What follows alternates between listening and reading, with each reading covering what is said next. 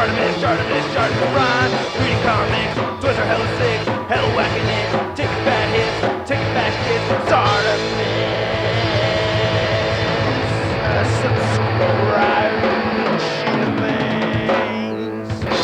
Inside a relatively small living space, all the time, in there, not getting out. Hey, what's up you guys? ShartimusPrime here, doing another Marvel Legends action figure review on the Marvel Legends Black Widow Movies Deluxe Black Widow. If you try to get your Marvel Legends, you can do so at big. Get your big badass toys at BigBadToyStore.com.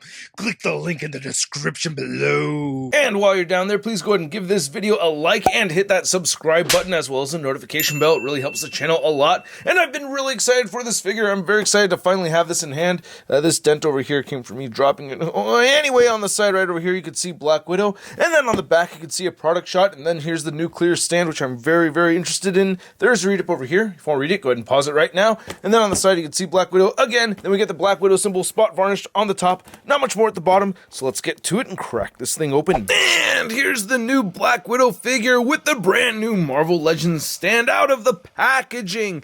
And I like this figure. I gotta say that. I do like this stand in some ways. And then there are some things I really don't like about it. It's kind of clunky. It's a large stand, but there's a lot of cool options over here, and there's much to discuss. So let's get a closer look at all the accessories that come with this deluxe figure, and then we'll take a closer look at Black Widow. Crap, man, I am so excited for this. For you longtime Marvel Legends collectors, you should feel excited as well, because it's been over 10 years since we've gotten a stand from Marvel Legends. Yeah, this is not the first time we've gotten a stand from Marvel Legends, but anyway, you can see that we get these 9 ports throughout over here, and that's for the effects pieces or the stand itself. You could plug it into any of these. They have this universal ball joint right here, which doesn't rotate or pivot, but you know, you can turn it around.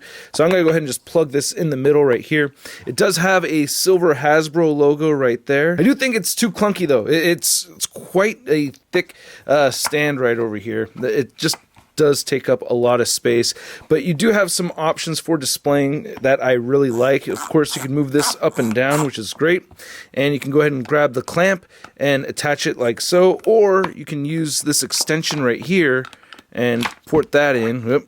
Yeah, port that in. You can see this might slide off the slider, but you can just put it right back on there. It's not hard to do. And then you can go ahead and put this back together because I accidentally took that apart. And you get a hinge that turns up and down. You could rotate this side to side. You could rotate over here as well. I wish there was a hinge in the middle of this right here where you could bend this up and down. Yeah, I like how the clamp right here is spring loaded.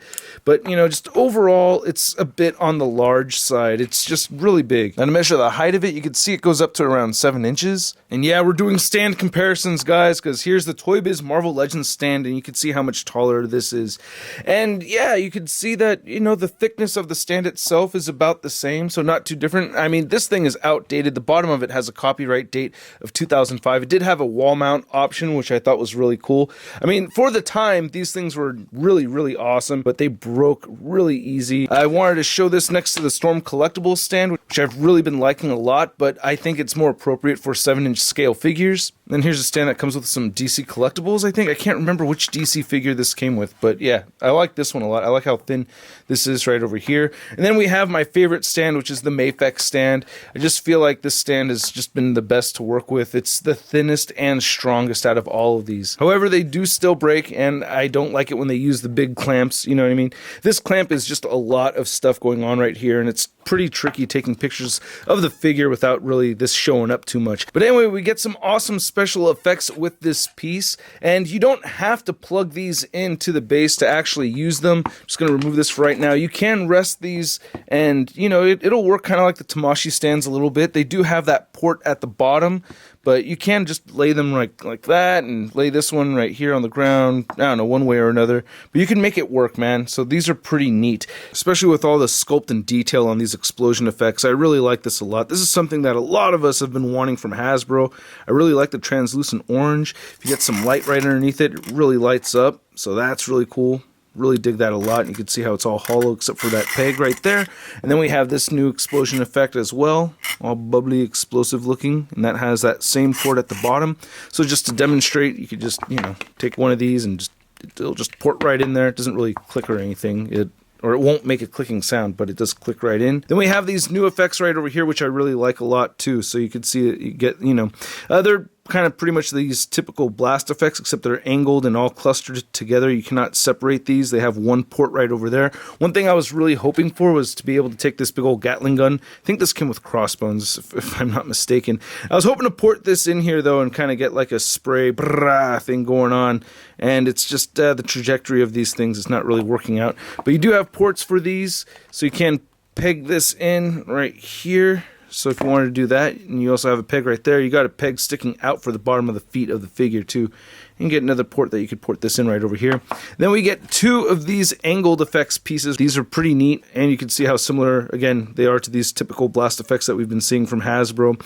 One thing I was kind of hoping for is that this would make a whole lot of sense for Iron Man. Like if you wanted a repulsor blast thing, maybe it would work out really well, but the angle is just really weird. And I was hoping it would work out really well for some, for some boot effects, and it kind of works okay. I don't know, it could still work, and I do like that gradient of orange to yellow. That does look really cool. And I could port that right in there, and port this one right here, I guess. Oh, no, that's not a port. They don't always look really cool together. I don't know. Sometimes it looks really neat. You just have to fuss with it and, just get the angles that you like and the display options that you want to have. Oh, and the accessories don't stop there, man. This is a deluxe figure, so we're getting 3 sets of interchangeable hands. We get fisted hands, gun holding hands, weapon holding hands. We get the 2 guns that we've gotten with the other Black Widow figure from the Crimson Dynamo wave. And then we get these stinger effects right here, which I really dig. And then I'm not sure exactly what these are. And I did a little research, and I think these are Kasari Gamas. I'm not sure, but they look like some kind of modern version of Kasari Gamas. And yeah, they look really cool. I do like them.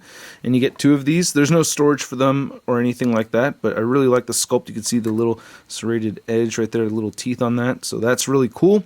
And then you get the 2 little guns like we'd gotten before, and she does have holsters for these. Goes in very well, and it doesn't fall out easily or anything like that, so I really like that about these. And these stinger effects look great. I think this is an awesome idea. This is just really cool, man. I like this a lot. So they're identical to each other, no difference between the 2, but I'm so happy that Hasbro is giving us more and more effects. So the way I see these being ported on here, and the easiest way to do this for me is just, just kind of holding it on like that, and then let's use a fisted hand right here, and just go ahead and push that into place, and boom. You could, arrange this however you'd like, but you pretty much get the idea right there. I think that's neat. At first I put these on backwards because I thought it would be projecting outward, but no, you want the blast effect looking like that. You want it to look like it's coming from the actual stingers themselves. So I could rotate that around actually. Yeah, there that goes. Kind of flips up a little bit, but still, I don't know. I think this is cool. So the head sculpt is very similar to the Black Widow from the Crimson Dynamo wave, and the hair is not accurate, as you can see in this image. While she's wearing the white suit, the hair is much longer than what we saw in the trailers. And the head sculpt right here is very similar to this one, just ever so slightly different in the mouth. Like this one right here, the white one has a definite smirk going on, and this one does not. And it looks so similar, like they look exactly the same, but it's just a subtle difference between the 2 of them, right? Really, at first I thought they were the same exact head sculpt, but no, this one does have a slight raised lip right over there on the left side, so she is smirking, whereas this one kinda is smirking. So I wish there was a much bigger difference between these 2 head sculpts. You can see we do get a little bit more paint right over here on the Black Widow, on the white Black Widow. We still get a lot of paint, but I don't know, we're just missing the highlights that we get in this one. So this doesn't look bad. It's just I wish it was a much more different head sculpt than the one that we'd gotten before, and a lot more film accurate or trailer accurate. But I still love the photoreal tech, and I think the eyes look really good. I have this weird line thing going on, which I only really see when I'm looking at it through the camera lens, but when I have it in my hands, I'm not really noticing it so much. And the body mold is exactly the same as this figure right here, except for one minor difference, this upper torso piece right here. So you could see that we got the boob lock right over here on this. We don't have the boob lock, so girls are free. And then we don't get the pack storage thing right over there on the back, whereas this one has that. However, again, in the trailer, we do see that backpack there with the batons stored in the back, so would have been nice to have that on this one, but yeah, I'm sure Hasbro didn't have the correct reference images at that time. You can see we get some gray right over here. I'm not trying to make up excuses for them, by the way. I don't like that whole system. I feel like doing a whole discussion video on like, hey, maybe they should wait after the movie comes out to make the figures, you know what I mean? But I'll save that whole discussion for another video. You can see that we get the Hourglass Widow symbol right there, and then the stingers are black instead of gold on the other version. And then the sculpt and everything is the same. Again, I love these holsters. They shift around. They allow for a lot of movement. Great looking detail on all the sculpt. So I do like that. And we still get the peg holes at the bottom of the feet. And then you can see the back of the legs. And then you can see the White Widows right over there looking great. And then there's the back again. A couple attempts at shooting an animated articulation segment. And this light flickering thing happens when I try to do it, and I need to work that out, and I just wanted to stop because it's just really annoying me. But a couple of things to discuss. It is the same articulation that we got on this figure right here.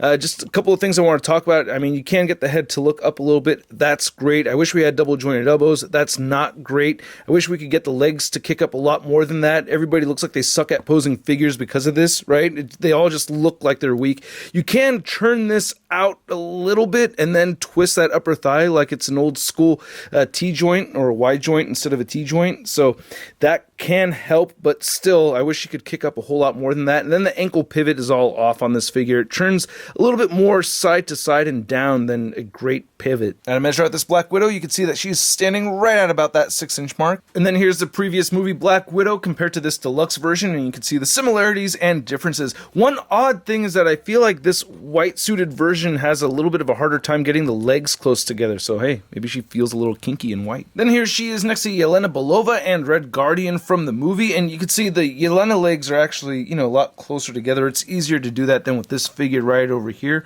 I guess we need that Mama Black Widow figure, right? Or what's that character's name? And then here's the deluxe Black Widow figure next to a couple of comic-based figures. I have my vintage collection Black Widow with the Phoenix head sculpt on there, or the Jean Grey head sculpt on there. And then here we have Sharon Carter. And I did want to try a couple of head swaps really quick. Okay, so the Sharon Carter head doesn't look good at all. The Black Widow head actually looks okay on the Sharon Carter body a little bit though. And I do have my white Black Widow figured from the comic version pre-ordered, so stay tuned for that, along with the Grey Widow. Another head swap I wanted to try was getting the Black Widow from Infinity War on here, and that does not look so great. The neck just looks a little too long. This actually doesn't look too bad on the Sharon Carter body though. And one thing I wanted to try out for the review of the regular Black Widow version was getting her on the Black Widow comic figures bike right here, and this looks really cool. I like this a lot. By the way, the new weapon holding hands do have a horizontal hinge on them, just like the gun holding hands, but yeah, that looks really cool. So if you wanted to put either Black Widow on this motorcycle, here's Black Widow next to your average 6-inch scale figure. We have the Marvel Legends Big Time Badass Spider-Man. Ooh, nice cool looking suit. Hey, if you want a little green on it, I could help you. Ow! Ow! Ooh, I kind of liked it. May I have another? I hope you guys enjoyed this video. If you did, please don't forget to hit that like button and make sure you hit that subscribe button as well as the notification bell so you don't miss any of my future videos. And a big thank you to all these people over here that support this YouTube channel. It really does go a long way. Link in the description below. Now, this figure I have had a lot of fun with. My complaints are very similar to the complaints that I had with the other version that we got from the Crimson Dynamo wave, and I really like the added effects. I like the new stand, but it's not my new favorite stand. So I think the stand is okay. Not great. It's still fun to use, pretty durable, but it is big. It's just a lot of parts right there that do get in the way when I'm trying to take pictures. I love the explosion effects. Those are fantastic.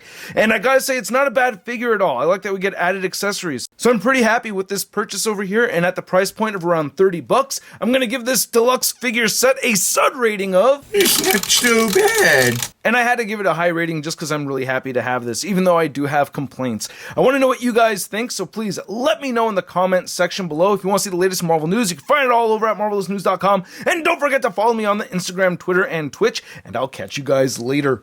Peace! Posing action figures, I'm posing action figures, I'm posing action figures every day. I'm posing action figures, I'm posing action figures, I'm posing action figures, it's okay. That's crispy. Great, I think these are really awesome, man. Damn it. Hey, new ShartimusPrime videos. Hey, you should click one. Yeah, click on one of them. Or subscribe if you haven't. Your